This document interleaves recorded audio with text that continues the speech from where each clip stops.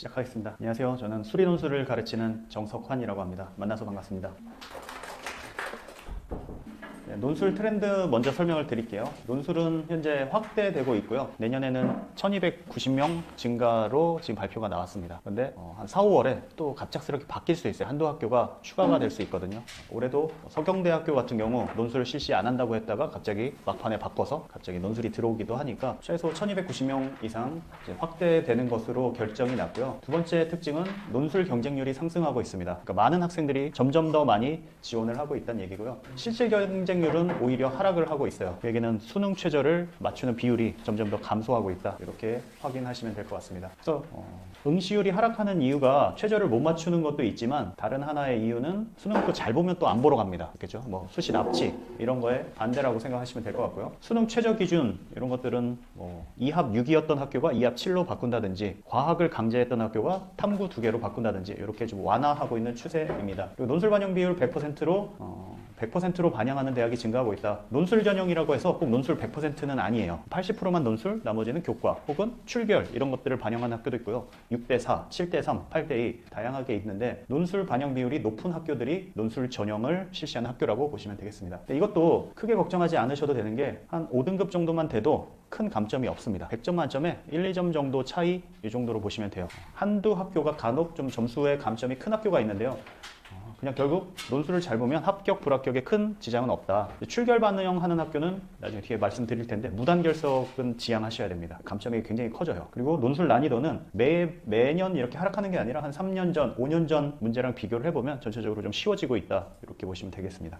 1160명 이렇게 증가. 수도권이 제일 관심 사항이죠. 그죠? 전국 전체로 볼 건 아니고 대부분의 논술 전형은 수도권에 몰려 있습니다. 그리고 특히나 수도권에서 뽑는 인원이 증가를 하고 있고요. 크게 봐서는 한양대가 이제 수능 최저가 없다가 올해 이제 3업 7 이렇게 수능 최저를 신설을 했고요. 의예과, 의대, 치대 이렇게 많이 증가를 하고 있고 국민대랑 강남대가 내년에 논술을 확정 지었습니다.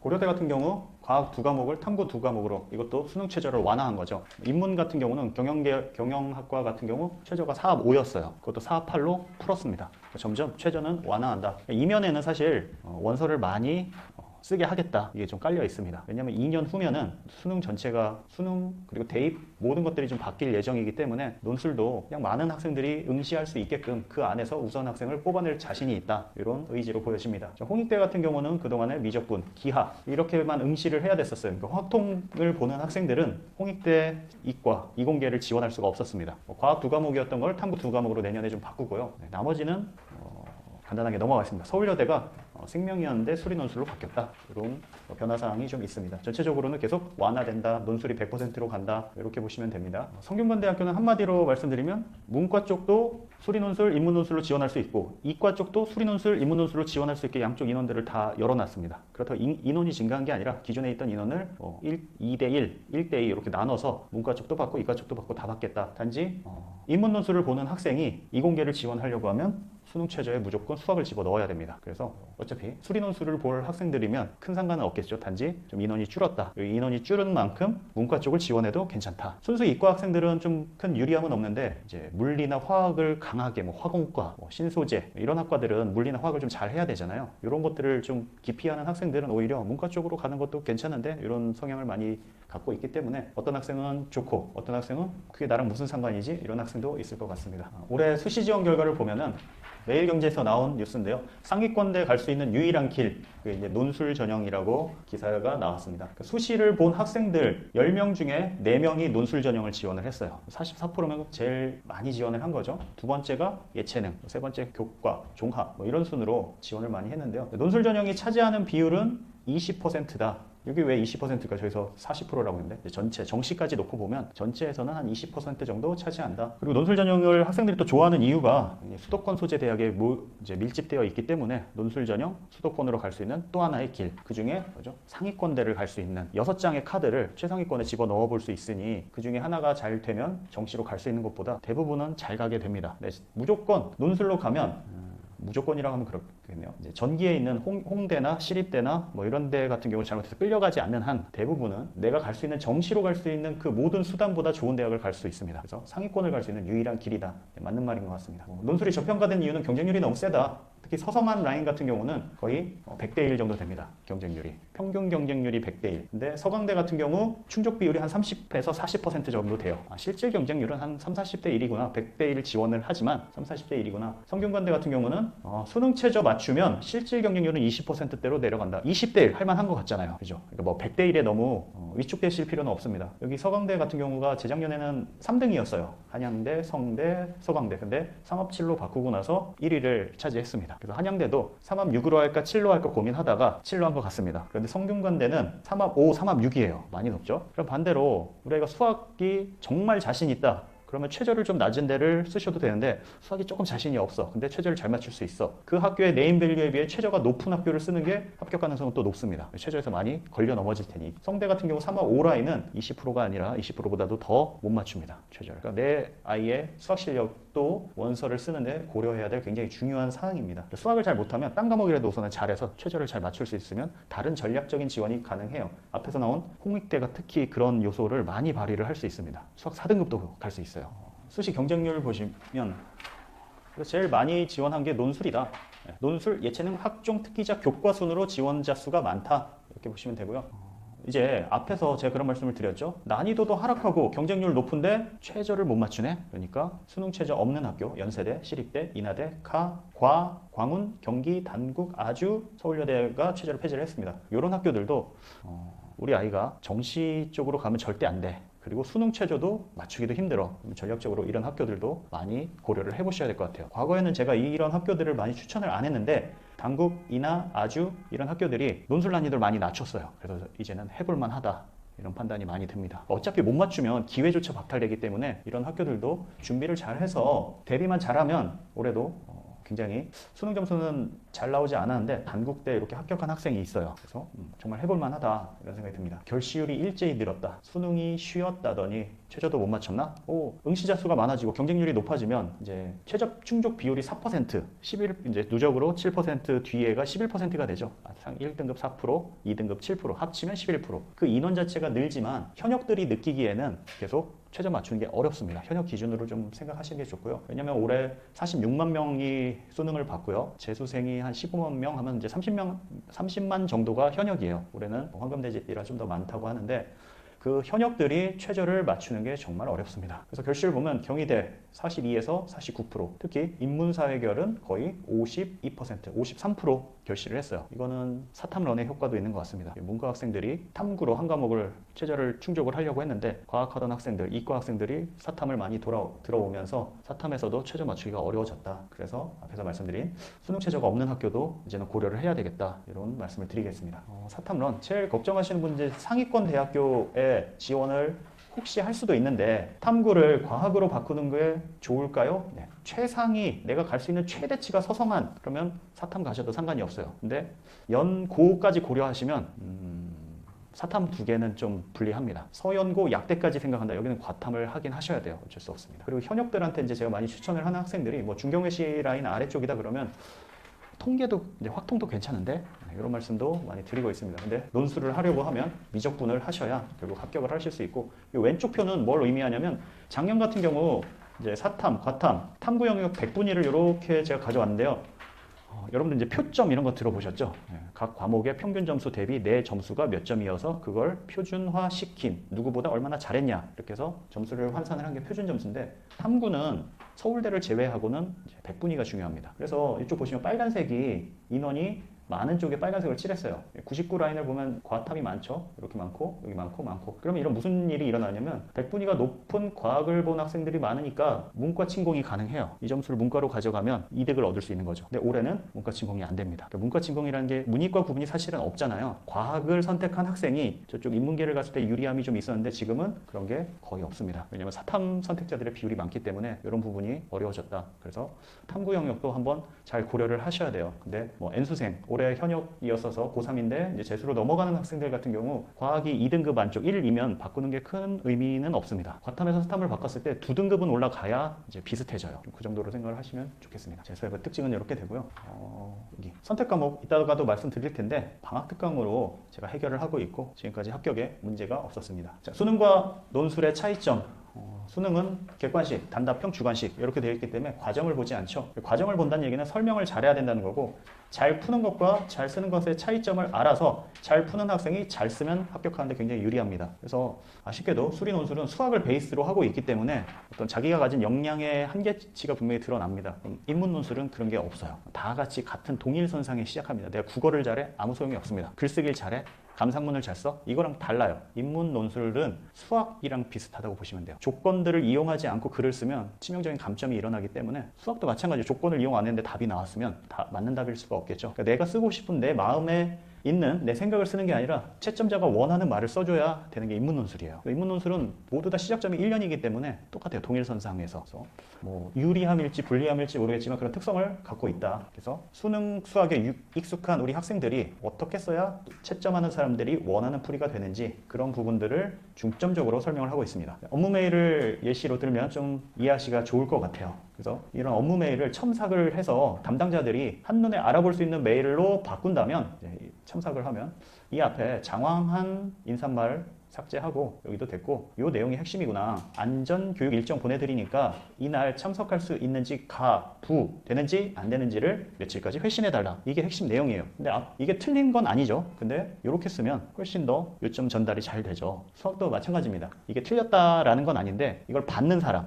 채점하는 사람이 부분 점수를 잘 주고 과정에서 깎지 않고 빠르게 채점이 일어나는 게 제일 베스트입니다. 그런 답안을 쓰는 연습을 하는 거다라고 보시면 되겠어요. 그래서 before after로 바뀌는 건 뭐 첨삭이 일어나면 결과적으로 여기를 지향점으로 삼고 이렇게 쓰도록 노력을 하면 쓰는 사람도 빨리 쓰겠죠. 받는 사람도 확실히 그러니까 명확하게 이렇게 무슨 내용인지 전달 사항도 잘 알 수 있고요. 12월에 교수님들 굉장히 바쁘세요. 기말고사도 채점해야 되고 수능 이후에 면접을 또 보셔야 되고 그러면 아까 말씀드렸듯이 서성한 100대 1이면 엄청나게 쌓여 있겠죠. 300명 뽑으면 100대 1 몇 장 쌓여 있을지 좀 감을 잡으시면 어마어마한 시험지가 쌓여 있습니다. 물론 교수님 말고도 조교나 평가위원이 채점을 할 수 있어요. 그랬을 때 어떤 식으로 답안이 작성이 되어 있어야 채점이 원활하게 잘 이루어질지 예상을 하실 수 있죠. 굉장히 좀 날카로워진 상태입니다. 교수님도 그렇고 조교도 그렇고 다 할 일이 많은데 빠르게 하고 싶은 단 하나의 목적이 서로 같아요. 그래서 제가 이제 뇌피셜이 아니라 어떤 풀이를 원하는지 잘 알고 있습니다. 왜냐면 고등학교 교사 옆에서 영덕여고와 송림고에서 교사를 재직을 했었고요. 그래서 시험을 출제할 때는 그냥 내고 싶은 문제 아무렇게나 내는 게 아니라 영역도 나눠야 되고 성취 기준에 맞고 이 모든 것들을 다 공정하게 한쪽에 치우치지 않게 출제를 해야 됩니다. 그리고 그 채점 원리에 맞춰서 서술형 같은 경우 답안만 나오는 게 아니라 채점 기준표도 만들어야 돼요. 이게 모든 수학 시험은 다 기저에 깔려 있습니다. 교수님들이 내는 시험 문제도 이런 걸 알기 때문에 차이점을 명확하게 학생들한테 잘 전달을 해주는 것 같고요. 그런 채점 원리들을 제가 메타인지를 활용해서 학생들이 어떤 부분들 제가 설명하는 거를 이해하는 게 제대로 이해했는지 못했는지 여기에서 좀 어려움을 겪습니다. 제가 기억이라고 가르치는데 니은으로 받아들일 수 있고요. 그래서 그런 부분들 내가 알고 있는 걸 제대로 아는지 이런 부분들을 더 명확하게 할 수 있도록 이렇게 교재에 평가 항목이라는 걸 넣어서 이 부분을 학생들이 대충 한 70% 맞으면 맞았다고 해요. 거의 비슷한데? 그러니까 말의 어떤 조사라든지 식이 약간 거의 비슷한데 좀 다른다든지 이러면 30점을 다 줄 수 있는지 아니면 25점으로 감점이 되는지 판단을 잘 못하거든요. 그 안에 이제 평가 항목이라고 해서 이런 부분들을 명확하게 했는지를 읽어가면서 자기의 풀이를 채점할 수 있고 집에서 복습을 할 때 이런 부분들을 읽어가면서 본인 풀이의 점수를 주는 연습을 좀 합니다. 그러니까 저희 첨삭 선생님들이 이제 저한테 배운 학생들이 많은데요. 이제 다른 학생, 다른 친구들, 이제 그 다음에 오는 학생들 걸 채점을 하면서 오히려 더 이런 것들이 명확해져요. 그죠? 이제 객관화를 하는 거죠. 내 거를 채점 받는 게 아니라 이 친구 거를 채점을 해주면서 요렇게 쓰면 감점이 되는구나를 좀 알게 된다는 거죠. 그런 부분들을 교재에 담았습니다. 이쪽 파란 부분은 좀 보고한 부분, 내가 문제를 풀다가 막히면 이렇게 한 줄씩 참고를 하면서 나머지 과정을 이어나가는데 참고한 부분들은 파란색 볼펜을 이용을 해서 어디 참고했어요 이런 식으로 스스로 공부를 할 수 있도록 교재를 작성을 했습니다. 그래서 나중에 이거를 저는 잘라서 제 교재에 붙이게 하거든요. 왜냐면 이제 답지랑 교재랑 따로 놀다 보면 서술형 답지가 다 사라져 버려요. 그래서 이런 답지를 보면은 이렇게 풀이를 보다가 여기 색깔이 잘 안 보이네요. 이렇게 파란색으로 쓴 게 있으면 이 부분을 내가 참고해서 했구나. 이걸 내 힘으로 넘어간 게 아니구나. 그래서 이런 부분들 내 구멍을 메꾸는 게 중요해요. 내가 80%를 잘 쓰는데 잘 못 넘어가는 그 20%를 보완하는 게 다른 모든 문제에서 비슷한 문제가 일어날 수 있거든요. 그런 부분을 찾아내는데도 굉장히 좋은 교재를 만들려고 노력하고 있습니다. 자, 논술하고 수능의 공통점. 수학 문제로 말씀을 드리면 수능 풀이 같은 경우 보통 이게 닮은 문제라서 닮은 비가 1대1, 그래서 CD는 3. 이 과정을 이제 식을 쓴 거예요. 근데 논술에서 설명을 한다면 얘가 왜 1대2인지를 설명해주는 그런 과정이 필요합니다. 1대2라는 식, 이 식이 도출된 이유를 써주면 되는데 길게 쓰는 게 아니에요. 필요한 거 제일 짧게 쓰는 게 좋습니다. 세 단어로 쓸 수 있는 그것만 써도 괜찮다. 한 줄, 두 줄, 세 줄, 양적인 접근이 아니에요. 얘가 둘이 닮음이어서 이렇게 닮음비 1대1을 도출을 했어. 이것만 설명을 해주면 된다는 얘기입니다. 실제 학생들 풀이를 어떻게 첨삭을 하는지 좀 보여드리겠습니다. 아까 업무 메일 좀 생각하시면 좋고요. 교수님들이 이걸 채점을 하면 쭉 이렇게 다 읽으셔야 돼요. 라인 바이 라인, 다 글자 단위로. 그럼 좋지 않겠죠. 뭔가 딱 봤을 때 우리가 이미지를 선호하는 게 텍스트는 한 판 다 있으면 다 읽어야 되잖아요. 근데 그림이 딱 등장하면 몇 초 만에 그냥 바로 이게 무슨 말을 하는구나를 알 수 있죠. 교수님들이 원하는 건 저 위에는 빨간색이에요. 그러니까 오른쪽으로 쭉 식을 나열해 가는 건 국어책처럼 쓰면은 매우 안 좋습니다. 가독성이 너무 떨어지기 때문에. 그래서 이런 경우에 세로로 간다. 세로로. 세로로 가면 채점을 할 때 삼각형 넓이 나왔네 하고 끝나요. 1초에. 이게 맞았나 틀렸나만 관심을 갖습니다. 여기는 과정이 맞았으니 결과가 맞았겠지 하고 그냥 넘어가세요. 잘 쓴 것처럼 이렇게 티를 내면 안 보십니다. 볼 필요가 없죠. 틀리면 그 부분을 위에 좀 더 보겠지만 맞고 그럴싸하게 잘 정리가 되어 있으면 안 보세요. 답이 맞았고 중간중간 부분 점수에 해당되는 것들을 잘 도출을 했어. 뭐 이거씩 삼각형 넓이 공식을 썼네? 이런 설명까지 다 있기 때문에 5초도 안 돼서 이 풀이 이제 채점이 이루어집니다. 이렇게 쓰면 최소 15초, 20초 계속 오래 걸리겠죠? 그러면 물을 끓이듯이 부글부글 끓어오르세요. 선생님이. 어떻습니까 이거? 벌써 저는 이제 좀 약간 한숨이 좀 나올 수 있어요. 심호흡 좀 하고 뭘 볼 것 같아요. 제가 채점을 하면 우선 답이 맞았는지를 봐요. 답이 맞으면 한숨이 한 번 더 나와요. 이거 다 찾아야 되는데 답이 틀리면 0점 이러고 넘어갈 수도 있어요. 그러면 안 되죠. 사실 나 여기까지 맞았는데 하는 게 학생과 학부모님들의 어떤 염원이잖아요. 못 찾아요. 이걸 못 찾게 해놓으면 안 찾습니다. 필요한 건 이거예요. 이 빨간색들. 근데 보물찾기죠. 그래서 이것들을 잘 해놨으면 부분 점수 깎일 게 없는데 답이 틀렸고 여기 있네 10점 에라 못 찾겠다. 그럼 20점에 끝나는 거예요. 근데 잘 보이게 써놓으면 아까 빨간색만 지금 제가 뽑아낸 거거든요. 한 줄로 쭉. 그러면 부분 점수 채점하기도 답이 틀렸지만 여기 맞고 80점 이렇게 바로 될 수 있다는 얘기예요. 그러니까 맞으면은 사실 큰 상관은 없어요. 감점이 크게 안 일어납니다. 근데 틀렸을 때 그런 거죠. 저희가 클라이밍 할 때 성공하면 문제 없습니다. 안전줄을 안 달아도. 하지만 실패했을 때 그 리스크가 굉장히 커지죠. 죽을 수 있잖아요. 여기는 잘못하면 빵점이 만들어질 수도 있습니다. 그래서 실전형 풀이는 이런 식으로 써야 우선 속도를 높일 수 있고 두 번 채점의 용이성을 확보할 수 있습니다.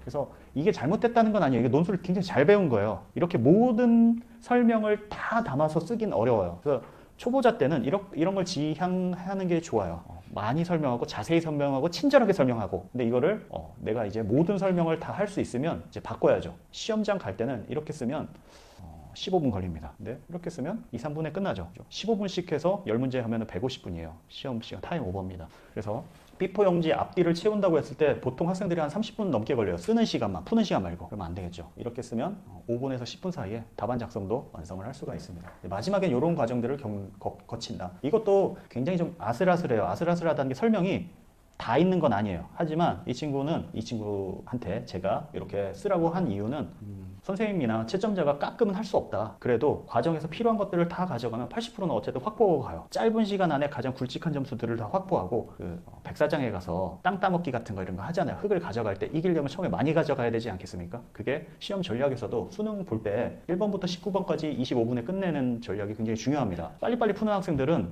장점이 뭐냐면 크게 망하는 일이 없어요. 근데 조금 속도가 느린 학생들은 시험 난이도가 어려웠다 쉬웠다 할 때 크게 실패하는 일이 생겨요. 내가 한 번도 받아보지 못한 점수를 받는다든지. 근데 속도감이 있는 학생들은 최저점이 높아요. 망해도 왜 모든 문제 내가 풀 수 있는 거 다 풀어내기 때문에 내가 가져갈 수 있는 점수는 이미 다 확보를 합니다. 이렇게 하고 이제 모든 문제들을 다 끝냈을 때 한 반 정도 시간이 남아 있어요. 그러면 설명을 이건 나중에 단 거예요. 수능 보듯이 필요한 것들만 다 이러면 수능풀이죠. 논술로 바꾸려면 설명을 해야 되니까 이 식이 왜 나왔는지 괄호를 치고 설명을 해주면 됩니다. 이 식이 왜 나왔는지 설명을 뒤에 달아도 상관이 없어요. 꼭 앞에만 있어야 되는 건 아니고 학생들한테 앞에 한두 줄 띄우고 시작을 해라. 그리고 식이 바뀔 때 한 줄 또 띄워라. 이런 것들을 제가 조언을 하기 때문에 중간에 넣는 것도 어렵지 않다. 그러니까 그림 그리는 거 생각하시면 돼요. 얼굴을 세밀하게 그리는 것보다 전체적으로 집도 그리고 나무도 그리고 풀도 그리고 전체적인 걸 완성을 하고 시간이 남는 대로 더 세밀하게 그려나가는 게 성공할 확률? 아니죠. 실패할 확률이 떨어져요. 논술 같은 경우 100분에서 120분 정도 시험을 보는데 문제 수는 적습니다. 10문제, 8문제 뭐 이 정도 되니까 한 문제의 호흡이 10분에서 15분 정도 돼요. 수능은 어떻죠? 3.3분으로 계산을 하죠. 30문제 100분이니까 한 3배 정도의 시간이 있는데 학생들이 이 갭 차이를 좀 정확히 인지를 못해요. 굉장히 널널한데 하다가 마지막 문제를 못 풀고 끝내는 경우가 있어요. 그럼 떨어집니다. 어쨌든 다 푸는 게 끝나야 돼요. 그리고 극단적으로 설명을 엉망으로 한 것보다 그러니까 설명은 엉망인데 답이 나온 학생이 설명 잘하고 답 틀린 것보다 점수가 높아요. 이게 시험이기 때문에 결국 답이 나와야 되는 게 제일 중요한 요소입니다. 근데 설명이 엉망이면 40% 정도 감점이 일어날 수 있다. 설명을 잘하더라도 잘 배치를 못하면 그만큼 효과를 못 거두기가 쉬워요. 설명 잘했는데 마지막에 여기서 틀리면 눈에 안 들어오게 써버렸을 때 감점이 어떻게 될지 예상이 안 됩니다. 교수님이 침착하게 다 하시면 괜찮은데 급해요. 그러면 날림으로 채점을 하실 수도 있을 것 같습니다. 그래서 세로로 풀이를 쓴다. 수능처럼 풀고 추후에 설명을 첨가한다. 이렇게 하시는 게 가장 좋겠다. 이렇게 학생들한테 설명을 하고 있습니다. 비포 애프터 업무 메일에서 있었던 것처럼 이렇게 비교를 해보시면 되고요. 제가 뭐 학교에도 있었고 학원에서도 계속 있을 때 학생들한테 어떤 멘토가 되어주는 선생님이 되려고 노력을 합니다. 특히 여학생들 같은 경우에 시험 보고 나면 좀 저 잘 봤어요 하기보다는 첫 시험, 성신여대 같은 경우 올해 9월 30일 원서 지원하고 2주 있다 시험을 봤어요. 거의. 그런 경우에 첫 시험이니까 당연히 시간 관리 잘 안 되고 자기 실력 발휘 못하고 울고 나오는 학생들이 많아요. 그런 경우에 빨리 멘탈을 잘 다독여서 이제 수능 보고 나서 파이널 수업 할 때 잘 듣고 마지막 시험 볼 때는 이제 시간 관리 잘해야 되겠지? 그럼 이제 그게 무슨 말인지 실전 경험을 해야 학생들이 감을 잡습니다. 그 친구 같은 경우도 이제 성신여대 시험 어떻게 봤니? 망쳤어요. 시간 배분을 잘못해서 앞장의 시간을 다 쓰느라. 이게 올해, 그러니까 내년 내내 모의고사 때마다 있을 일이에요. 수학 시험 보고 넘어갔어야 되는데 거기다 다 써서 뒤를 못 풀었어요. 이 얘기도 수학 시험에서 계속 나오는 얘기입니다. 그래서 뭐 제가 시험 관리 잘해서 다음 거 잘하거라. 광운대 합격을 잘했습니다. 네. 잠시만요. 네, 죄송합니다. 다시 이어서 하겠습니다. 그 학생들이 뭐 이 친구 같은 경우 항공대도 이제 추합을 기다리고 있어요. 그래서 잘 될 거다 계속 다독여주고 그리고 이제 요때쯤 연락이 왔던 것 같아요. 두 번째 추합 때 합격을 해서 항공대 합격을 했고 뭐 선생님 저 붙었어요. 흑흑흑. 네. 끝까지 이제 멘탈을 잘 잡아주는 게 중요한 것 같아요. 한두 개 망하면 뒤에 보기 싫어집니다. 그래서 아주 인하는 최저가 없지만 결시율이 20% 30%까지 돼요. 이제 보기 싫어지는 경우도 있고 잘 봤다고 착각하는 경우가 있어요. 나 숭실대 붙은 것 같은데 나 다 풀었어. 너만 다 풀었어? 네, 그런 거 아니죠. 그래서 이때를 잘 참아야 돼요. 그러니까 들뜨는 마음과 가라앉는 마음을 평정심을 유지할 수 있게 계속 멘토가 되어주고 계속 이제 격려를 해주는 선생님이 되려고 합니다. 이 친구가 수능에서 수학이 4가 나왔습니다. 대지고 학생인데요. 이 친구가 2, 3, 2, 2 부모 성적이 괜찮게 나왔어요. 3합 6입니다. 3합 6이면 이 당시에는 모든 학교를 다 쓸 수 있어요. 성대 3합 5 빼고는 3합 6 이상 다 쓸 수 있으니까 거의 모든 학교를 다 쓸 수 있었습니다. 그래도 자기 객관화가 되는 편이라 좀 쉬웠게 나왔고 수능 때는 잘 못 볼 것 같아요. 하고 이제 낮추는데 수능에서 한 번도 보지 못한 점수가 나왔어요. 수학이 4까지 뜨고 멘탈이 좀 무너진 거죠. 국어에서 큰 데미지를 받고 수학까지 온 것 같아요. 작년 수능이에요. 올해가 아니라 수학에 이제 국어에서 세게 멘탈이 갈리고 나면 수학이 자기 실력 발휘가 잘 안 되는 학생이 많습니다. 잘 추스려서 이렇게 꼭 홍대 같은 경우 자율전공 53명 뽑는데 추합 7에서 8명 오면 63등까지도 합격을 하는 거예요. 추합 인원은 그렇게 보시면 되겠어요. 그리고 홍대 같은 경우 학생들이 꺼려하는 모든 것들을 갖고 있는데요. 그게 무슨 말이냐면 전 과목 시험을 다 봅니다. 이거 싫어해요. 학생들이 확통기 안 보는 걸 좋아해요. 수능 최저가 굉장히 높아요. 그리고 수능 전에 봐요. 이런 것들 다 안 좋아하죠. 게다가 홍대는 전 과목 응시를 해야 돼요. 국어 과목을 응시 안 하는 친구들도 있거든요. N수생들 되면 나는 국어는 어차피 나랑 관계가 없어. 근데 전 과목 응시를 해야 되고 한국사도 4등급 받아야 되고 조건이 굉장히 까다롭습니다. 제가 왜 이 얘기 말씀드리냐면 재수생 중에 국어 안 쳐서 그냥 서류 컷 되는 학생이 가끔 있어서 이런 것들 조심하시기 바라는 마음에 말씀드렸어요. 그래도 올해는 많이 완화가 됐다. 이 친구가 게다가 기하 문제를 못 풀었어요. 근데 합격이 됐습니다. 54등을 해서 추합 1번이라 바로 합격을 했습니다. 뭐 이거 굳이 말씀드릴 필요가 있는지 모르겠는데 교과 평균은 1.8 정도 돼야 합격을 할 수 있고 종합은 2.2, 논술은 4.1. 이 친구는 5등급 정도 됩니다. 내신이. 평균이 4기 때문에 3도 오고 4도 오고 5도 옵니다. 6까지 가면 조금 감점이 있는데 그리고 한 문제 차이도 안 나기 때문에 논술을 잘 보면 얼마든지 합격이 가능합니다. 그래서 내가 수학이 좀 약하다 하지만 최저 잘 맞출 수 있다. 홍대 올해도 무조건 쓰시는 게 좋습니다. 그리고 친구도 3합 7 나왔기 때문에 서강대 라인까지 다 올려서 썼었어요. 근데 경희대 말고 나머지는 다 최저를 못 맞췄습니다. 그래도 다행히 최저를 맞춘 경희대 이렇게 됐고요. 수학은 원래 좀 괜찮게 잘했고 영어도 3등급. 그러니까 수학과 영어 이 두 과목은 시험이 난이도랑 상관없이 그렇게 잘 변하진 않고 나머지는 시험의 난이도가 어떻게 되냐에 따라 등급이 정말 널뛰기가 많이 일어나요. 그래서 최저를 맞출 때 영어를 가져가시면 굉장히 큰 장점이 있다. 1등급은 좀 바뀔 수 있지만 2등급, 3등급은 잘 유지가 됩니다. 그래서 수학이랑 영어 그리고 뭐 국어가 좀 좋고요. 변화가 좀 적은 쪽으로 최저를 맞추시는 게 좋겠습니다. 합격자 내신 평균 3등급. 이 친구도 한 5등급 정도 됐는데 내신은 중요하지 않은 것 같습니다. 그리고 이제 경희대 같은 경우도 실질 경쟁률 최저를 맞추는 비율이 한 40% 이하로 떨어져요. 40%면 많이 맞추는 거 아니냐? 그 맞추는 40%를 맞추는 학생이 대부분 N수생이에요. 그러니까 현역은 20% 정도 맞춥니다. N수생이 60%, 그래 평균을 내면 40으로 만나죠. 그래서 분당권은 특히나 상향 지원을 많이 하는 편이기 때문에 이렇게 보시면 돼요. 9월 달에 2합 5 나왔으면 수능에 2합 5 나올 확률이 50%가 안 돼요. 이렇게 잘 생각을 하시면 되겠습니다. 그래서 내가 수능 때는 더 잘 봐서 3합 7을 맞추겠어. 안 됩니다. 그런 학생은 10%도 안 돼요.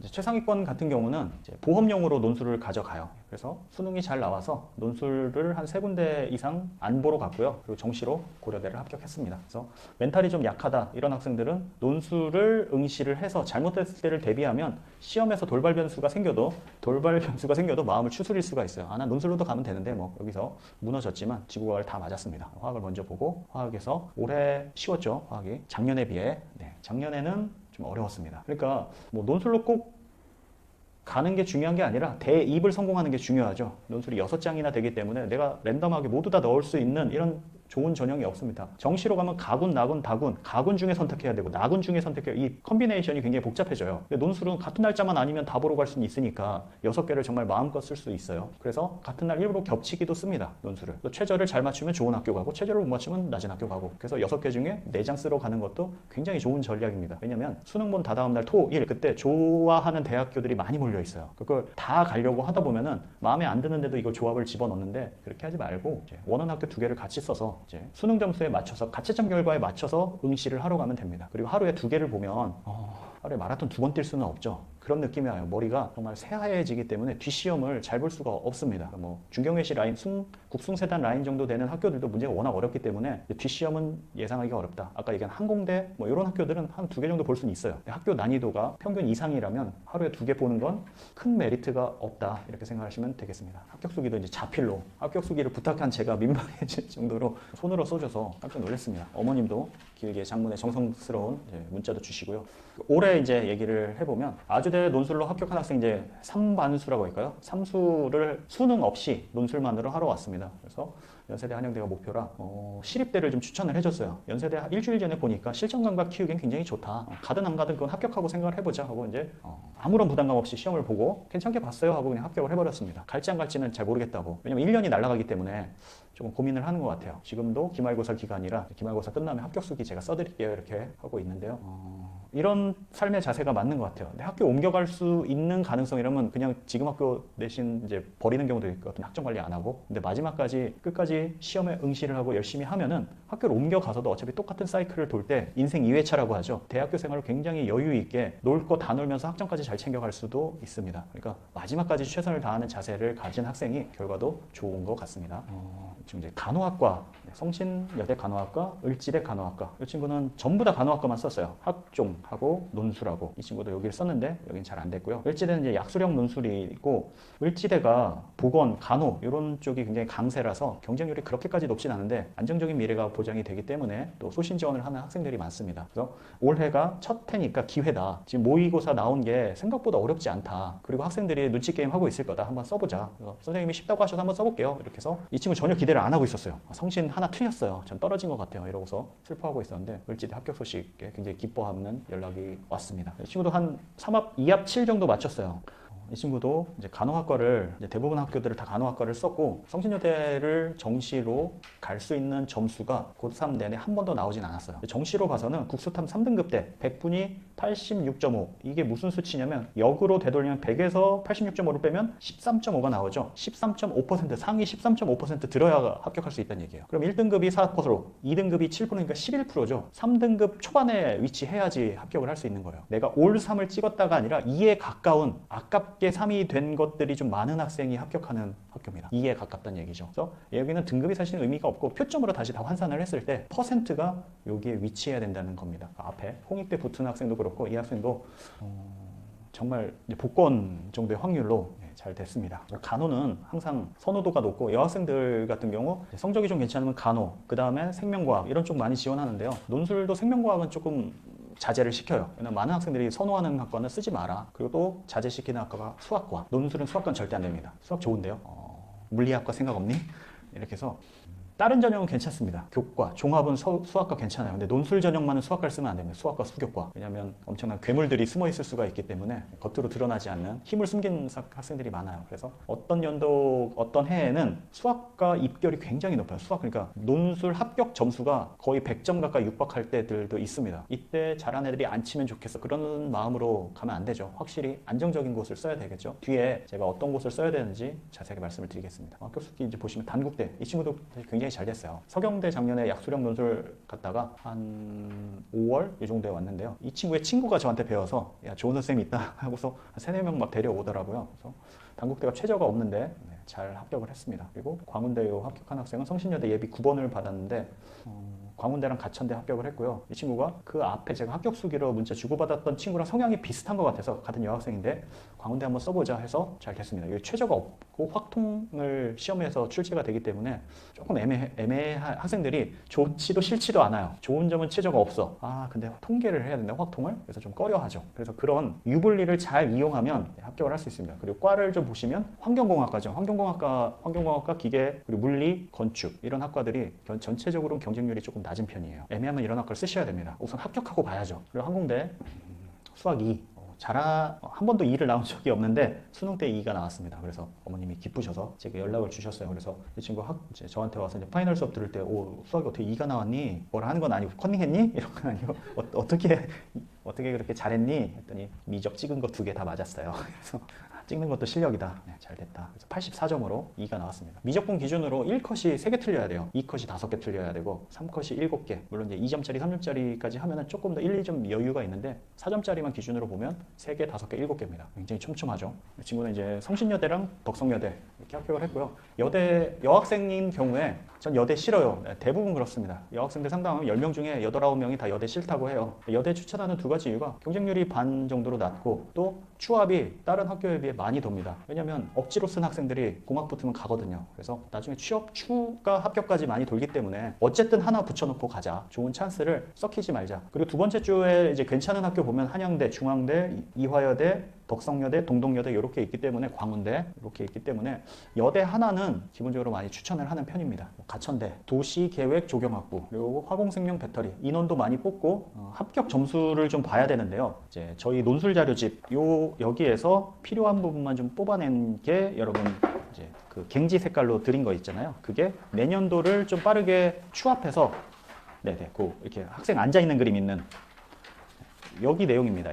이거는 이제 문이과 합쳐져 있는 거고요. 여러분께 드린 거는 내년도 이과만 합쳐져 있는 거. 이게 내년도판이 또 6월에 나올 거예요. 여기에서 맨 뒤에 보시면 가천대가 혹시 있으면 가천대 같은 경우 합격하는 점수가 낮은 학과는 15문제 중에 9개 맞으면 합격, 9개, 10개, 11개 이 정도에서 왔다 갔다 합니다. 12개 맞추면 합격, 15문제 중에 12개 맞추면 합격. 그럼 컷이 10개랑 12개가 있으면 어떻게 판단하셔야 되냐면 컷이 낮은 학과는 문제가 어려운다는 얘기예요. 학생들 실력 차이는 별로 없어요. 그러니까 어렵다는 얘기는 수능 특강 레벨 3 문제가 4개까지도 나올 수 있다는 얘기입니다. 그래서 지원하라 말라는 얘기는 아니고 그것을 미리 알고 시험이 어렵게 날 수 있으니 내가 우선 10개는 확실하게 맞추고 남는 시간 동안 하나만 이래도 푼다면 이제 합격으로 넘어갈 수 있다는 얘기예요. 그런 전략적인 선택을 해야 되고 반도체 이런 데는 좀 지원을 안 시키는 편이에요. 문제도 어려운데 어떻게 보면 수능보다 그러니까 기본적인 수리 논술보다도 어려울 수도 있어요. 시간이 80분밖에 안 돼서 그렇습니다. 15문제를 80분 주면 5분에 거의 하나씩 풀어야 되는데 준킬러가 4개 있으면 못 풉니다. 수능 1등급도 100점이 안 나올 수 있어요. 잘못하면. 근데 약술형 논술이니까 또 설명을 써야 될 것 같죠? 설명은 수투 범위에 해당되는 뭐 극한, 연속, 미분계수 이 3개 문제만 설명 잘 쓰면 되고 나머지는 엉망으로 써도 별 상관이 없어요. 그러니까 시험의 특성을 정확히 알지 못한 상태에서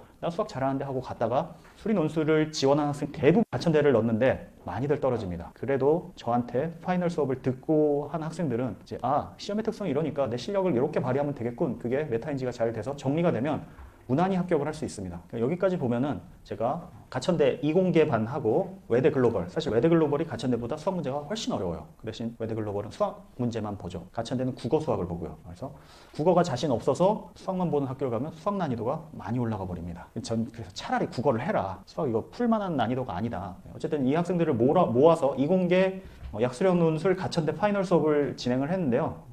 저한테 들은 학생이 한 60명 정도 되는 것 같아요. 파이널 수업을. 근데 그 학생들 중에 제가 한 6, 7회 정도 열었을 때 3회 이상 들은 학생이 한 23명이거든요. 나머지는 한 번 혹은 2번 뭐 이렇게 듣고 시험 전에만 한 번 듣고 나 다 알았어 이렇게 가버린 학생인데 어쨌든 3회 이상 들은 학생이 23명 정도 되고요. 합격한 학생이 지금 6명입니다. 그러면 25%에서 30% 정도는 합격을 시켰으니 굉장히 높은 적중률, 합격률이라고 생각이 됩니다. 가천대가 1000명, 외대가 한 500명, 둘이 합쳐서 1500명, 경쟁률은 대략 44대 1, 44대 1이면 2배 하면은 90대 2, 100%로 하면은 2명에서 3명 합격한다는 얘기예요. 경쟁률로 잘 생각을 해보시면 100명 중에 2~3명 합격하는 겁니다. 제가 그걸 최대 한 10배 이상은 올려드릴 테니까 마지막 파이널 수업 들어서 가천대는 하나를 걸어두시는 게 좋겠습니다. 그리고 이제 4등급 학생들은 약수령 논술을 많이들 써요. 수학에 좀 자신이 없다 보니까 수능하고 문제 스타일이 비슷한 약술 논술은 부담감이 많이 적어지거든요. 그리고 대부분의 학교들은 미적분이 출제가 안 됩니다. 미적분을 보는 데는 홍대, 세종,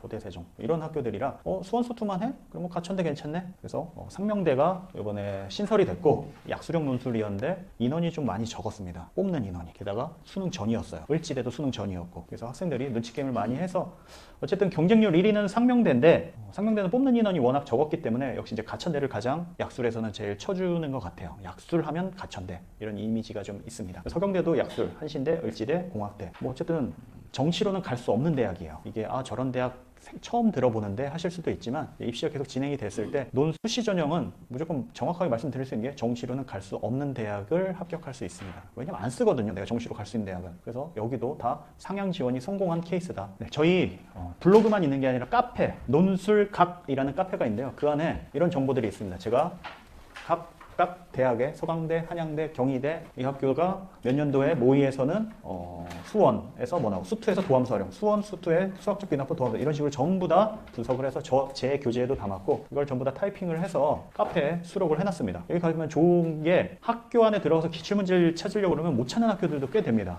그리고 하나 뽑는데 막 30분, 40분 헤매다 찾아내고 또 어떤 자료는 논술 자료집 막 80페이지, 100페이지 안에 사이에 들어가 있어요. 그러면은 25 기출, 25 모의 막 이러면 이게 무슨 말이지? 25학년도? 올해란 얘기야? 내년이란 얘기야? 이것도 많이 헷갈리는데 저희는 이제 학년도 기준으로 했어요. 그러니까 올해 수능을 본 학생들은 25학년도라고 보시면 됩니다. 그래서 최근부터 역순으로 학교 기출문제를 전부 다 수록을 해놨고 학생들, 학부모님은 여기 학교 측이라고 되어 있는 걸 다운받으시는 게 더 좋아요. 이거는 이제 타이핑된 거니까 학원 선생님이나 아니면 내가 조금 재편집을 해서 그걸 좀 활용을 하겠어. 그런 분들은 한글 파일 괜찮습니다. 근데 학교 측 파일을 제가 추천드리는 게 실제 시험 문제와 똑같은 글자 크기와 글자체를 연습을 하는 게 당연히 좋겠죠. 네. 이 학교는 이런 스타일로 나와. 그게 글자체가 달라진 걸로 연습을 하면 또 이질감이 살짝 듭니다. 그래서 적응을 하기에는 이게 좋다. 그리고 또 팁을 드리면 여기 3층 논술 공부방에 논술 공부방 들어가시면 연세대, 한양대, 중앙대 각각 학교 스타일별로 지금까지 기출을 앞에 제가 말씀드린 뭐 이런 식으로 어떻게 모의와 기출 간의 관계가 큰 학교, 작은 학교 어떤 문제가 주로 출제됐는지 그런 부분들도 수록을 해놨으니까 이것도 확인을 하셔서 활용하시면 좋겠습니다. 블로그 활동도 굉장히 활발하게 하고 있는데요. 올해 한 26만 명 정도 검색을 한 글이 논술 최저 완벽 정리죠. 저게 이제 핵심만 뽑은 거고 좀 더 디테일하게 써준 게 여기고 지원하는 학교 모집 요강을 보시는 게 사실은 제일 정확해요. 가장 모든 내용을 빠짐없이 담고 있는 거. 이거는 논술 관련된 내용을 요약해서 담아 놓은 거. 그리고 이것은 학생들이 원하는 것만 정말 세 줄 요약으로 뽑아놓은 것. 이걸로 우선 학교를 필터링을 좀 하면 되겠죠. 나는 이 학교는 제낄 거야, 이 학교는 할 거야. 그 이유가 되는 게 뭐 수능 최저로 한번 따져보고, 그리고 선택 과목이 어떻게 되는지 이런 분류를 하실 수 있겠죠. 그리고 이제 블로그에 질문이 들어오면 제가 아주 친절하게 답변을 해드리고 있습니다. 12월 초 기준으로 25,800건 이상이 됐고요. 지금 26,000건 이렇게 검색을 했습니다. 올해 51만 명이 시험을, 51은 수시 지원 원수 개수고 46만 명 정도 시험을 봤는데 26,000명이면 많은 인원들이 검색을 했다, 이렇게 예상을 하고 있습니다. 자, 합격이 쉬울 것으로 예상되는 대학 두 가지 분류로 말씀드리면, 우리 아이가 수학을 조금 잘 못해, 근데 수리논술밖에 답이 없어, 그럼 이쪽에서 찾으셔야 돼요. 최저 기준이 높아서 실질 경쟁률이 낮은 학교를 지원을 해야 되겠죠. 수학 실력이 좋으면, 수학 실력이 좋은데 최저도 잘 맞춰, 여기면 좋고, 수학 실력은 좋지만 최저는 좀 어려워, 그럼 여기 적당한 곳이나 최저 없는 곳, 이렇게 선택지가 바뀌게 되겠죠. 아까 홍익대 붙은 학생도 수학 실력이 4등급이 나왔어요. 3등급, 4등급. 수능 최저 조건이 가장 어려운 곳이 여기 홍익대예요. 실 경쟁률 4대 1도 안 될 것 같습니다, 제 생각에는. 게다가 확통기가 준비 안 되고도 막 들어와요. 왜? 3합8 맞추기가 너무 어렵기 때문에. 그렇죠. 과학으로 맞췄어야 됩니다, 올해까지는. 내년에 이제 사탐으로 맞춰도 상관없어지고 그렇게 완화가 되지만, 내년에 사탐으로 맞추라고 해도 홍익대는 맞추기 어렵습니다. 3합8은 2합 5보다도 훨씬 어려워요. 2합 5를 맞추는 학생들이 2등급, 3등급, 그 다음에 다 4등급 이하예요, 점수가. 그래도 3합 8을 하려면 2, 3, 3은 해야 되거든요. 그럼 2, 3, 3 다음에 전부 다 4란 얘기입니다, 대부분. 아까 그 학생도, 합격한 학생도 그렇게 됐죠. 2, 3, 3, 4, 4. 그래서 합격 가능성을 어떻게 하면 좋냐? 최저만 맞출 수 있으면 이쪽이 좋다. 실 경쟁률이 떨어지니까. 그리고 하나를 더 하면, 이제 제가 뒤에 상담할 때 이걸 어떻게 활용하는지를 좀 보여드릴 텐데요. 그것까지 이제 섞으면 경쟁률, 실제 경쟁률도 훨씬 더 낮출 수 있고 합격 가능성도 높일 수 있겠죠. 논술 자료집, 매년 저희가 야심차게 굉장히 많은 공을 들여서 만들고 있는데요. 올해 5,000부, 내년 한 10,000부 이상 작성하지 않을까 싶어요. 전국에서 달라고 합니다. 택배비만 이제 입금을 해주시면 저희가 무료로 보내드리고 있기 때문에 저희 블로그에 올라가면 빠르게 신청을 하시면 좋고요. 저희 재원생이면 그냥 제가 담임선생님이 무료로 나눠주니까 좋고, 관리용 독서실에도 한 두세 권씩 비치가 다 되어 있을 겁니다. 학교에 저희 분당, 용인, 수원 이런 학교에도 고3 학년부장 선생님들께 한 대여섯 건 이상씩은 계속 보내드리고 있고요. 핵심 전력을 잘 수록해 있고, 선생님 동영상으로 뒤에 1분 요약도 있고, 맨 뒤에 보면 타임테이블, 어떤 날 무슨 날짜에 몇 시에 응시, 시험이 실시하는지를 다 있기 때문에 이날은 겹치네, 이런 것들이 이제 테이블로 볼 수 있어서 굉장히 좋습니다. 이걸 어떻게 활용하냐? 홍익대 한번 가져올게요. 여러분 그거 보셔도 되고 여기 보셔도 됩니다. 필요한 부분만 제가 뽑았는데요. 날짜 있고요, 최저 있는데, 홍익대 같은 경우는 어떻게 되냐면 한국사 4등급 있고, 4가지 영역, 국어, 수학, 영어, 탐구 2과목 모두 응시해야 함.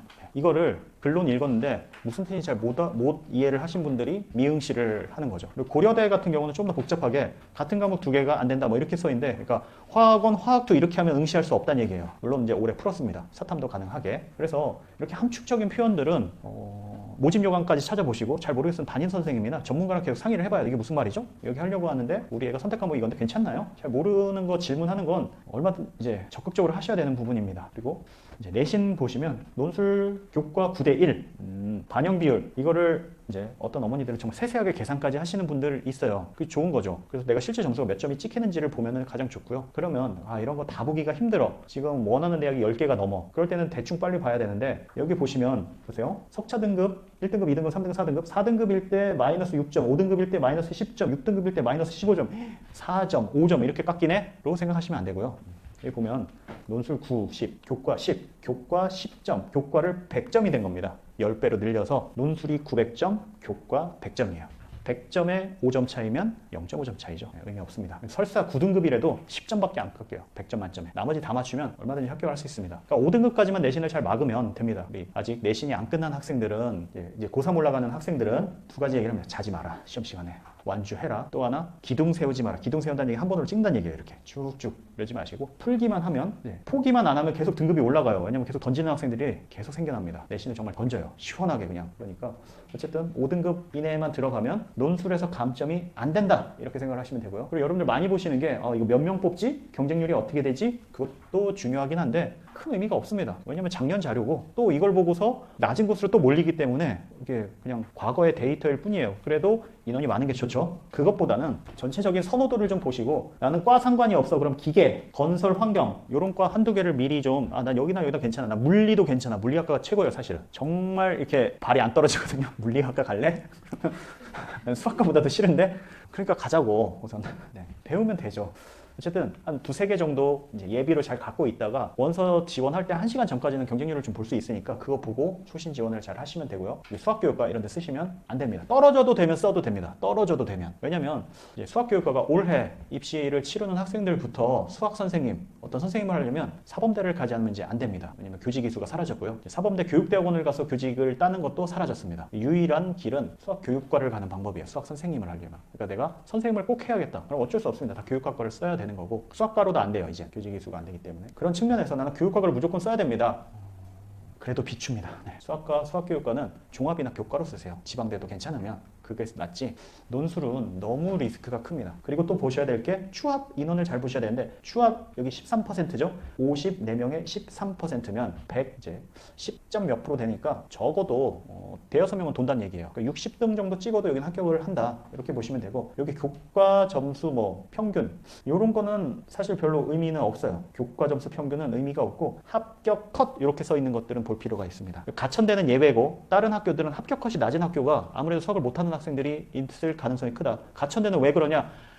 대부분의 학교들은 논술 시험 유형이 하나나 오전 오후 2개예요. 세트가 한 세트 아니면 2세트입니다. 그러니까 뒤에가 어려운 건 당연해요. 오후에 시험 보는 뭐 컴공이나 학생들이 선호하는 반도체 이런 학과들은 합격 컷이 낮은 게 당연합니다. 어려우니까. 그죠? 근데 같은 오전에 보는 학교끼리 컷이 들쭉날쭉한 건 수업을 잘 못하는 애도 붙는다. 이렇게 보시면 됩니다. 가천대는 총 15개 세트가 있어요. 그러니까 학생들 실력이 대부분 비슷하다 놓고 보면 합격 컷이 9다. 문제 엄청 어렵다. 합격 컷이 10이다. 문제 쉽다. 이렇게 판단을 하시면 되겠어요. 그러니까 가천대 합격한 학생 중에 AI 공학과 스마트 보안학과 합격한 학생하고 이제 카톡으로 대화를 나눴는데 최초 합됐습니다. 그래서 가천대 시험 어땠니? 우리 친구가 국어 점수가 좀 낮았어요. 그래서 제가 국어 우리 학원에 논술 하시는 선생님이 있으니까 좀 들어서 3등급 정도 되면 별로 추천 안 합니다. 3등급 안 되면 좀 들어서 보완을 하자. 그래서 국어도 잘 들었고 논술에서 이제 보통 11.5, 12개 맞추면 합격을 해요. 그래서 이 친구한테 가천대 어떻게 풀었니? 그랬더니 한 문제는 손을 못 댔고 두 문제 정도는 어려운데 마지막까지 해봤는데 답은 못 냈어요. 12개 풀었다는 얘기거든요. 12개로 그냥 최초합했습니다. 그러면 시험 내에 내가 12개를 정확히 맞추는 걸 계속 제가 연습을 시켜요. 얘는 제껴. 뭘 다 풀려고 하니 12개, 11개, 12개 맞추면 합격인데 그래서 시험별로 그런 디테일한 전략 방법이 있기 때문에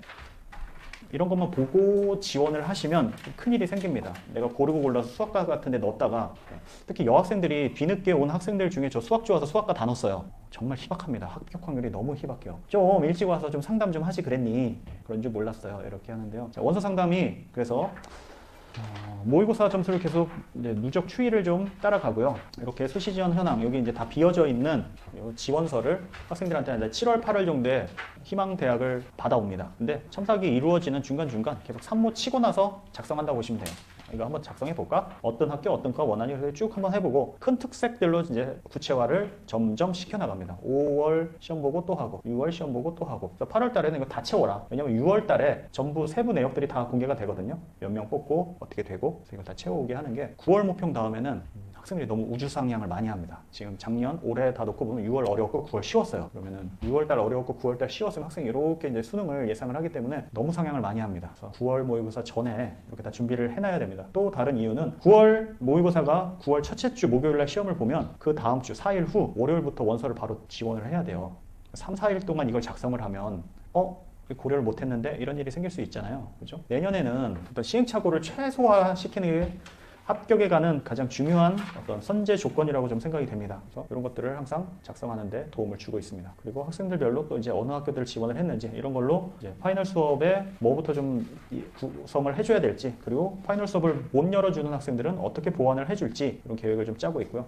원서 상담을 할 때 이제 최종적인 컨펌이 안 난 학생들은 어떻게 지원했니 제가 먼저 물어보고 뭐 이렇게 했어요. 그래서 한 학교는 뭐 어머니가 원하시는 데 쓸 것 같아요. 그래서 여기 숭실대를 써서 세종대를 지원을 해서 세종대보다 숭실대가 너는 더 합격할 것 같은데? 네, 그럼 숭실대로 바꿀게요. 이렇게 해서 지원 전략을 계속 세워줍니다. 대면 상담, 전화 상담, 뭐 문자, 카카오톡 그래서 한 반 정도는 그냥 이 페이퍼만 보고 서로 컨펌이 그냥 돼버리고요.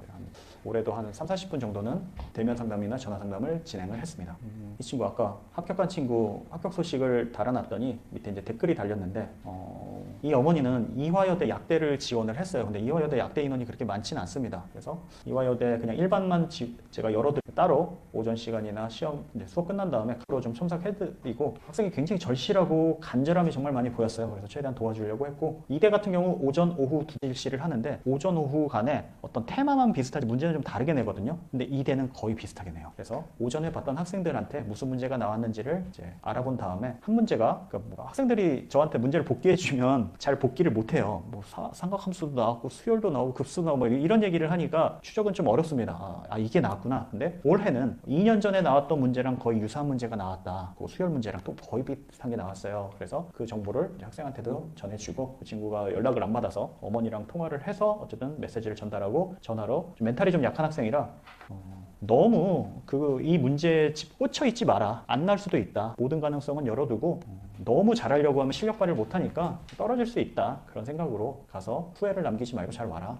그 논술 지원을 할 때 수능 전에 보는 거, 이후에 보는 거, 여학생들은 하나 정도 보는 게 좋아요. 왜냐면 좀 예민하고 좀 민감한 부분들이 있기 때문에 훨씬 더 멘탈이 많이 흔들립니다. 멘탈이 정말 세다 그러면 상관이 없는데, 보통은 그냥 하나. 나는 멘탈이 너무 약해 그러면 안 치는 것도 좀 고려해 보셔야 돼요. 왜냐면 잘 보면 기대하고 잘 못 보면, 잘 보면 기대하는 게 아니라 정문에서 강의실까지 걸어가면 합격한 기분을 벌써 느낍니다. 학생들이 이 학교 좋은데? 가고 싶은데? 그러니까 마음이 싱숭생숭해져요. 그리고 이제 울면서 나오면 좌절하고. 네. 그게 수능까지 가는데 이제 10월이면 한 달 정도 남았거든요. 아무 생각을 안 해야 돼요. 그냥 가던 대로 가야 되는데 전혀 도움이 안 되기 때문에 하나 정도 쳐라. 이렇게 하고, 멘탈이 강하면 아무 상관이 없겠죠. 그리고 이전은 문제가 뭐냐면 그 수능 최저나 뭐 이런 거 상관없이 이제 수시 납치가 될 수가 있어요. 상위권들은 좀 이전을 약간 꺼려하는 편입니다. 종합이나 교과는 면접 있는 걸 굳이 넣죠. 그래서 선택을 할 수 있게. 면접 없으면 끌려갑니다. 이후라도. 그러니까 그런 거 잘 고려를 하셔야 되고, 선택 과목, 확통기하 있는지 없는지, 그리고 수능 최저가 있는지 없는지, 시험 난이도. 그럼 학생들은 수능 이후에 미적분만 보고 수능 최저 없고 난이도 쉽고 이런 학교를 원하는데, 그 만인이 원하는 거죠. 모든 사람이 원하는 건 하면 안 돼요. 이제 현역이나 N수생한테 너 사탐 한번 해볼래? 이러면 질색을 하는 게, 나 사탐 잘 못하는데, 이 얘기가 제일 먼저 나와요. 그러니까 너 잘하고 못하는 거 생각하지 말고 너의 경쟁 상대가 잘 못하는 애들인 거를 고르는 게 좋지 않겠니? 과학 너도 잘하지만 너보다 잘하는 애들도 너무 많잖아. 시험 난이도는 상, 중, 하 이렇게 되는데, 난이도가 상이면 컷이 낮아요. 난이도가 하면 컷이 높아요. 유불리는 그렇게 따지는 게 아니죠. 내가 못하면 시험 문제가 어떤 유형화되어 있으면 어려워도 극복을 좀 할 수 있고, 경희대, 동국대가 좀 그렇습니다. 경희대가 문제가 쉬우니까 합격 컷이 90이 넘고, 동국대는 뭐야 경희대보다 쉽게 내야 되는 거 아니야? 그렇게 이 학교에서 판단을 안 하고 좀 어렵게 냅니다. 5, 60에 가 있기 때문에 내가 풀 수 있는 걸 잘 고르면, 그러니까 이 변수는 문제가 어려워야 일어나요. 문제 쉬우면 거의 다 만점이 나오기 때문에 내 실력이 탄로나기가 쉽습니다. 근데 어려우면 내가 풀 수 있는 걸 잘 골라내면 학생들이 1번, 2번, 3번, 4번 순서대로 푸는 학생이 마지막 문제를 못 풀고 내는 경우들이 생길 여지가 있다. 그래서 당연히 이제 이 빨간색을 선택하셔야 실제 경쟁률이 낮아진다. 합격 가능성이 높아진다. 오히려 반대로 좀 생각을 하셔야 됩니다. 그래서 최상위권 대학들은 거의 전과목을 보고, 여기 얘기를 말씀드리면 미적분만 보는 학교와 그리고 전과목을 보는 학교 이렇게 돼 있을 때 문제 난이도가 숭실대, 세종대 미적분 문제가 여기보다 높아요. 더 어려워요. 미적을 고른 자의 숙명이죠. 이하보로 똑같은데 통을 하면 문제 난이도가 쉬워진다. 확통기하를 하면. 뭘 생각하시면 되면, 내가 수학이 3등급인데 2등급을 올리는 게 얼마나 힘든 일인가. 근데 선택 과목을 하는 건 굉장히 쉬워요. 방학 특강 좀 들으면 70~80% 거의 완성이 됩니다. 특강 한 방으로 완성을 할 수 있는. 여러분 방학 특강 한 방으로 등급 하나 올리기 불가능하죠. 선택 과목을 하면 수학 실력이 올라가는 효과가 있다. 왜? 더 좋은 대학을 가는 거니까.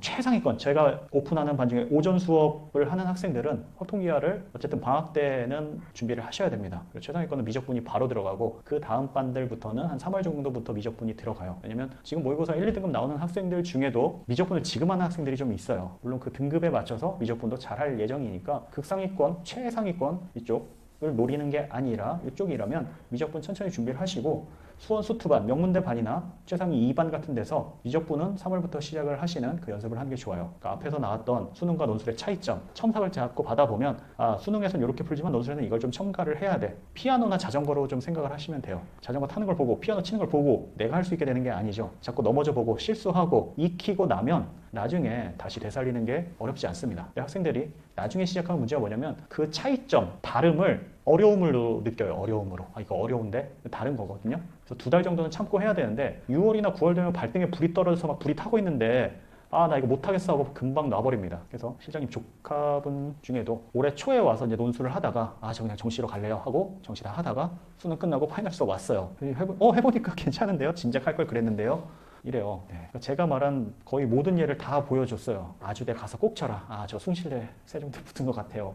네, 아주대 그냥 파이널 수업을 안 듣고 쳤는데 그러니까 제가 말씀드린 이거를 알지만 실행하는 건 굉장히 어렵습니다. 결단을 내려야 돼요. 사탐 런? 그래서 여러분들 어떻게 하실 겁니까? 런을 빨리 하는 사람들이 그 기회를 잡는 거예요. 그러니까 올해는 서울대를 제외하고는 사탐을 했을 때 불리함이 전혀 없어요. 100분위가 더 잘 나오는데 표준도 괜찮게 나오고 사람 수도 많고 어떤 사람 수 못하는 사람 수도 많고 과학 1은 과학 2의 전철을 밟을 거다. 앞으로 2년 동안. 과학 2 하면 좋아요. 가산점도 있고. 근데 안 하잖아요. 과학 2 한 과목이 이제 과학 1, 2과목 하는 시간이 걸립니다. 시간적으로. 같은 등급 만들 때 시간이 그렇게 오래 걸려요. 물화생 그리고 지구과학을 많이 하는 이유가 지구과학 한 과목이 물화생 한 과목을 하는 거에 비해서 성취하는데 같은 성취도를 내는데 시간이 적게 걸립니다. 지구과학이 훨씬 더 적게 걸려요. 그런데 지구과학 한 과목을 뭐 2등급을 만드는 시간이 사탐 2과목 2등급 만드는 시간보다 오래 걸립니다. 사탐 2과목 시간이 지구과학 하나보다도 안 걸린다. 이런 접근을 하시면 되겠어요. 사탐 2과목 1등급 찍는 거랑 지구과학 1등급 찍는 거랑 비슷하다. 특히 이제 내년 현역 고3 학생들은 학교 생활을 해야 되기 때문에 시간이 어쨌든 많이 부족합니다. 전략적인 선택을 잘 하셔야 되고 작년에 용기를 잘 내지 못하고 마지막에 가서 6월달, 9월달에 사탐으로 바꾼 사람은 지지부진하게 끝났어요. 바꿀 거면 미리 바꿔야 된다. 용기를 낸 사람이 기회를 잡을 수 있고 근데 서연고까지 생각하시는 분들은 좀 과학을 꼭 하셔야 될 이유가 또 있어요. 모집일광도 잘 보셔야 되고 나는 서성한이 최고다. 최고 꿈 같은 학교가 서성한이다. 그럼 사탐 바꾸시는데 전혀 문제 없으실 겁니다. 그럼 기준을 잘 세우시기 바랍니다. 그래서 옆에서 학생들이 굉장히 방해되는 말을 해요. 사탐 가면 야, 너 왜 사탐 가고 있냐 이러다가 지들이 다 바꿔놓고서 너 아직도 과탐하냐? 네, 그러니까 그런 옆에 친구들의 말에 너무 휘둘리지 마시고 잘 어떤 기준을 설정하시기 바랍니다. 수능 전에 보는 학교 중에는 최저 없고 있고 미적분만 보는지 다 보는지 그래서 홍익대 같은 경우 가장 안 좋은 것들을 다 갖고 있다. 이러면 실질 경쟁률이 낮아지니까 지원해 볼 만하다. 근데 올해도 굉장히 많이 넣었거든요. 근데 최저를 맞춘 인원이 거의 없어요. 그래서 홍대 지금 추합 기다리는 학생이 5번인데 처음에는 추합 번호가 없었는데 한 바퀴 돌고 나서 이제 추합이 생겼습니다. 그래서 잘하면 다음 주 중에 좋은 소식이 있을 수 있겠다 기대하고 있습니다.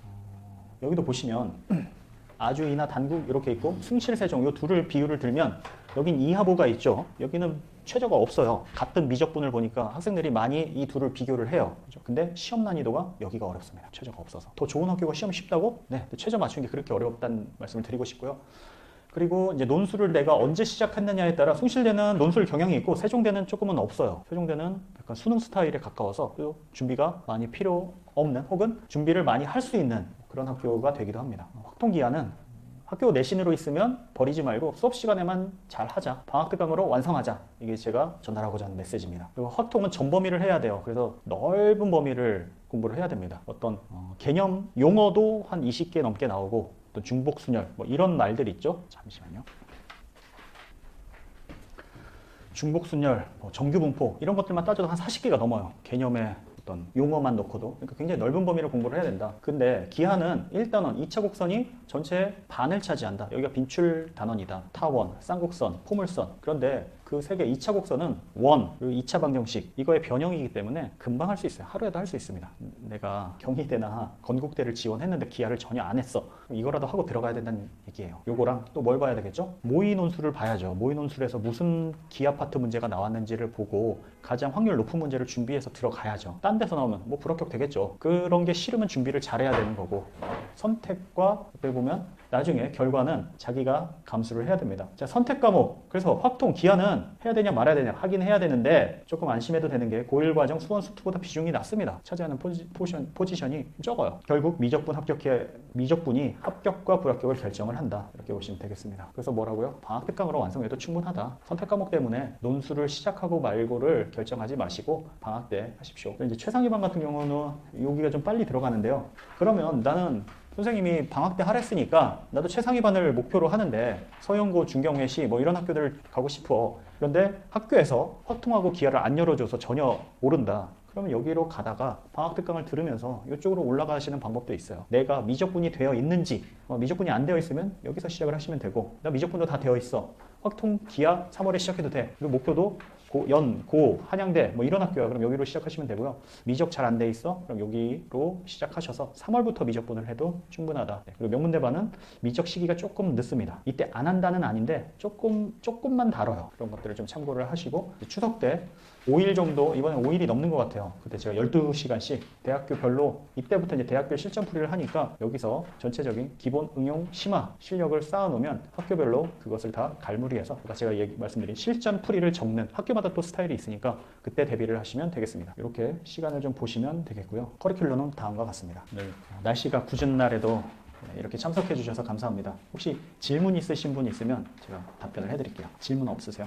그러면 이제 따로 혹시 질문하실 분 있으면 끝나고 개인적으로 질문하시고요. 장시간 설명 들어주셔서 감사합니다. 이상입니다.